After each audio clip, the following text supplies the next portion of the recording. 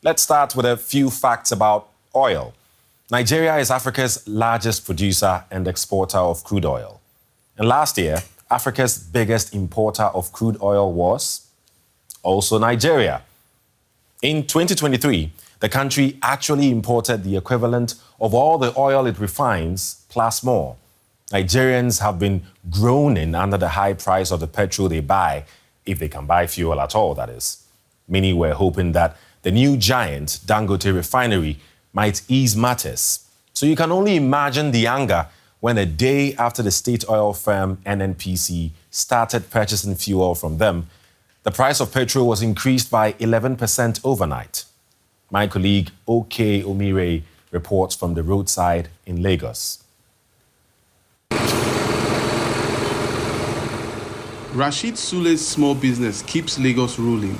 He's a roadside vulcanizer, and without people like him, the city would soon grind to a halt.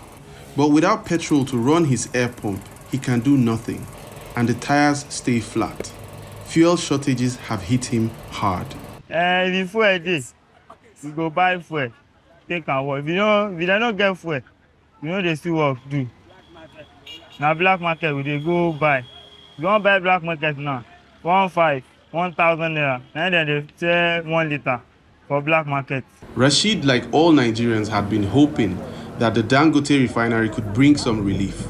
But will its capacity of 650,000 barrels per day be enough to ease the crisis and reduce prices? Nigeria is Africa's biggest oil producer, but it has long struggled with fuel shortages and more recently, rising costs since the removal of fuel subsidies in May 2023. For Nigerians, that all means long waits at filling stations and the daily frustration of navigating the fuel crisis. I'm supposed to be in the office now. I'm not in the office. So I'll spend hours queue for fuel. I just left a filling station now. We're just 2 vehicles to buy fuel and it finished. So I have to come and start another queue again. Until recently, the fuel flowing through this nozzle was exclusively imported from abroad because Nigeria lacked the capacity to refine its own crude oil. With the new Dangote Refinery in operation, it is hopeful that the country will rely less on expensive imports and the price of fuel would reduce. Energy analysts say there are multiple aspects to the problem, but at its heart, it comes down to the fact that Nigeria is not pumping enough crude. It's not enough to feed our local refineries. It's not enough to feed Dangote Refinery, for instance, which is what we're talking about, right? They still have to import crude, and that is priced in dollars. So at the end of the day, they need to turn out a profit in their business. The scarcity of crude is just one factor that could throttle the Dangote Refinery's market impact, especially as existing refineries are running at low or no capacity. Dangote Refinery is a good initiative, but other layers, other refineries, the Port Harcourt Refinery, the Warri Refinery and other modular refinery must work for price to be stabilized. Licensed importers must be allowed to thrive. There will be healthy competition and price will fall. For today, Rashid has found enough fuel to keep his air pump running and the wheels of Lagos rolling. But the Dangote Refinery is just one piece in the puzzle of distribution challenges, government policy, and market conditions. It is not yet clear whether it can help solve the fuel crisis and finally stabilize prices for Nigeria's consumers. Let's get more from Kelvin Emmanuel, an oil and gas analyst in Nigeria. Hello and welcome to the program, sir. Africa's largest oil refinery, Dangote Refinery, has begun selling refined oil, gasoline. So why did prices go up the day afterwards? Crude oil is sold to the refinery, the Dangote Refinery, in US dollars. The 5.3 million barrels the state oil company, NNPC, sold to Dangote for September deliveries were sold in US dollars. They were not sold in Naira. Okay. So you don't expect that a commercial refinery will buy products in crude oil in US dollars and then sell the derivative, one of the major derivative, PMS in Naira, because there's exchange rate fluctuation in Nigeria. Volatility index is very high. You don't have financial institutions that are liquid to provide counterparty risk to hedge with forward transaction premiums, So it's difficult for you to, buy crude oil in US dollars and sell in Naira. So what you basically see is that the ex-refinery price is anywhere between 42 and 47 cents on the dollar. The state oil company has built in another 31 cents per liter, 31 cents on the dollar to add, which brings it effectively to about 78 cents on the dollar. Okay, so just a quick one on what Dangote believes is going to happen sooner rather than later. How realistic is it that he says that he aims to process enough oil to make Nigeria self-sufficient? That's realistic in your opinion then, isn't it? It is realistic because I told you, like, as we're at where we are right now, they're currently doing 38 million liters per day at about 75% capacity utilization. The refinery aims to reach 90% capacity utilization by the end of Q4 of 2024. So it is realistic that it is realistic. Refinery need to do full backward integration for import substitution. Absolutely realistic. There are other oil refineries in Nigeria, though, like those in Port Harcourt, also the Warri Refinery and Kaduna Refinery. They've all struggled with frequent shutdowns and underperformance. Are there any reasons to be optimistic with Dangote Refinery working now? I've always said, and I'll say it again, that the government-owned refineries are moribund. They're not going to come to life. Port Harcourt Refinery, Warri, Kaduna refineries. In my opinion, the government needs to, wind those refineries down and, sell the refinery to companies that are willing to, decommission it as scraps. Because, the fact that they missed privatizing and selling up those refineries to private sector companies in 2006 is a mistake of a century for Nigeria. It has cost Nigeria 12 trillion, about $24 billion in turnaround maintenance monies that went down the drain. So you shouldn't be optimistic because NNPC has missed 8 deadlines in the last 7 to 8 years on starting those refineries. And you shouldn't be optimistic that those refineries are going to come to life anyway, because the government, in my opinion, has no business doing business. Explain to me how it makes sense financially that Africa's largest producer of crude oil doesn't have enough to refine. And we're talking about, a Dangote oil refinery, among other refineries that need a lot of the crude oil from Nigeria to do that. But apparently Nigeria is still going to be importing crude oil from other countries to refine them inside Nigeria. Where's the financial sense in that? Is that the way to go, or is there a way to then find a way that Nigeria is super self-reliant with its own crude oil, and what needs to be done to achieve that?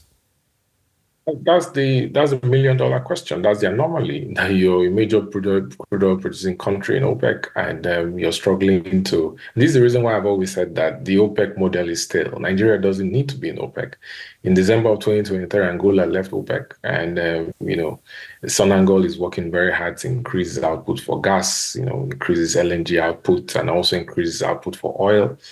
Angola LNG is in Kwanda Island, and they have a joint venture with some IOCs, So Nigeria's OPEC strategy doesn't work anymore because you need a domestic crude oil supply obligation framework under Sections 109 of the Petroleum Industry Act in Nigeria to guarantee feedstock supply to domestic refineries so that they can reduce the pressure on the FX market, which is about 40%, to import petroleum products, which takes about $28 billion yearly in imports for the energy basket, But the problem with, the supply of crude oil, the availability of crude oil under what they call crude oil intervention stock for this year, so like I said, has mostly to do with the fact that the last time there was any investment in a major deep water asset in Nigeria was a Gina in 2014. That was 10 years ago.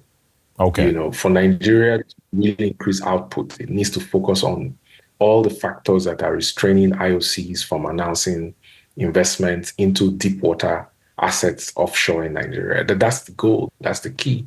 We're going to wrap up with this.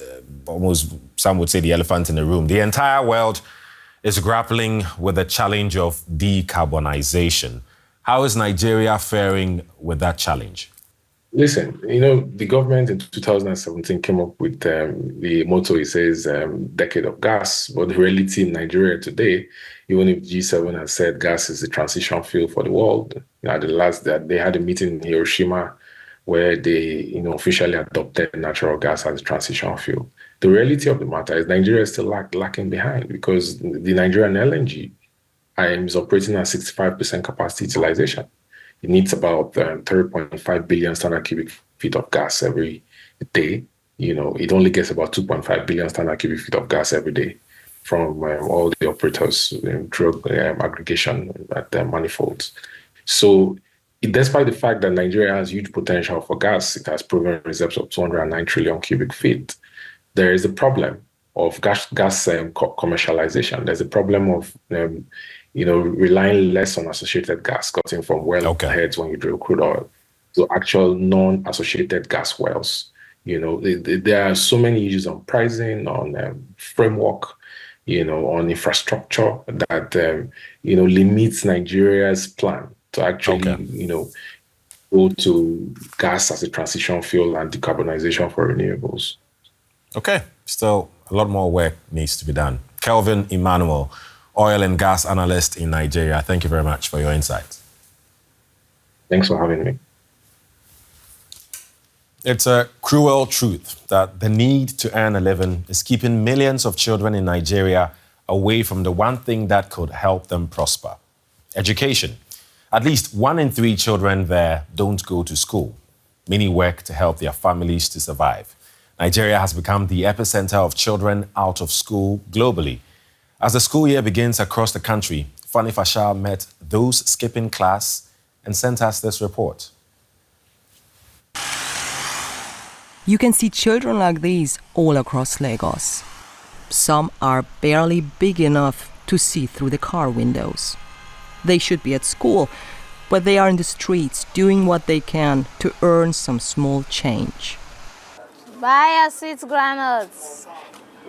Calm down. No pizza, this one 200. No, sir. Granules is so expensive. Every little bag of nuts Ezekiel sells helps his mother with school costs. But if the family can't collect enough, he and his brothers won't be able to go. Thank you, sir. Sometimes I work from now till night, but people don't have money to buy granules.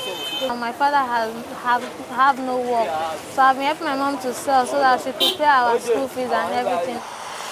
It's the start of the new school year. Billboards advertise uniforms and equipment, but such things are out of reach for many children across Nigeria. It's the worst country in the world for out-of-school rates. Millions of broken promises. Now, Nigerian law says all children have the right to basic education, but an estimated 1 in 3 children between 6 and 15 years do not go to school. And that rate is expected to be pushed up by economic austerity measures and the resulting inflation. Children in the poorest communities are affected the most. Some who could afford to send their children to school last year now have to send them out to work. This is Ezekiel's mother. She has 2 other children of school age and another who's younger. This year, because the economy is getting worse, so I have to carry the little one to join the older one because garri and rice is too expensive. She would like to send them to school. Every mother wants their children to go to school and become something. I wish me I go to school, I could not be here. Just under 8% of the federal budget is spent on education, well beneath the 15 to 20% recommended by the United Nations. What comes in from the federation accounts depends not only from our resources, but international market out there.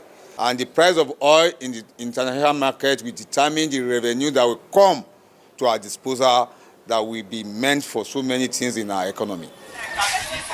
Ezekiel doesn't know about the oil market or rampant corruption, but he does know what he would like to be doing. If I didn't have to sell my nuts, I would read my books. He has no choice. He walks up to 10 kilometers every day, he says, and it's risky. I'm really afraid of accidents, like maybe a car hitting me when I'm selling their nuts.